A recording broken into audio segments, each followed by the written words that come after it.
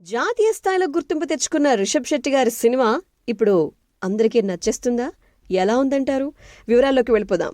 Mobile masala వారి 3 ముక్కల్లో చెప్పాలంటేలో Kantara chapter 1 మాట్లాడుకోవాలి. ముందుగా మొదటి మాట, 8వ శతాబ్దంలో కదంబుల రాజ్య పాలనలో జరిగినటువంటి కథ ఇది. ఈ రాజ్యంలో ఒక దిక్కున ఉన్నటువంటి అడవి ప్రాంతంలోని దైవిక భూమి కాంతారా అయితే, అందులోని ఈశ్వరుడి పూదోటకు అక్కడ ఉన్నటువంటి మార్మిక బావికి ఎంతో ప్రాశస్త్యం ఉంటుంది. అందుకే ఆ మహిమాన్వితమైనటువంటి ప్రాంతంపై దుష్టుల కన్ను పడకుండా తమ రాజ్యంలోకి బయట వాళ్ళెవరూ అడుగు పెట్టకుండా జాగ్రత్తగా కాపాడుతూ ఉంటారు కాంతారా గిరిజన తెగ.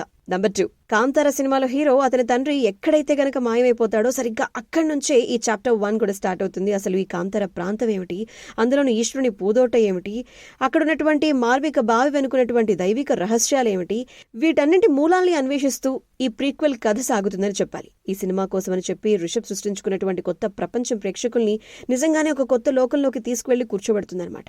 నంబర్ 3, ఫస్ట్ 20 minutes కాంతారా గిరిజన తెగల జీవితాల్ని, రాజు అణచివేతల్ని ఆసక్తికరంగా పరిచయం చేశారు. వీటిలో ఈశ్వరుడి పూదోటలో బావి నేపథ్యంగా వచ్చేటువంటి సీక్వెన్స్, అక్కడ పరిచయమైనటువంటి ఈశ్వర గుణాల కథ చాలా థ్రిల్ పంచుతుందన్నమాట.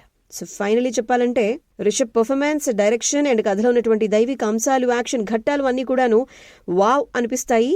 నిజంగా కాంతారా చాప్టర్ 1ని ఈశ్వర దర్శనం అని చెప్పొచ్చు. అంత అద్భుతంగా ఉంటుంది. ఖచ్చితంగా మిస్ కాకూడని సినిమానే కాంతారా చాప్టర్ 1.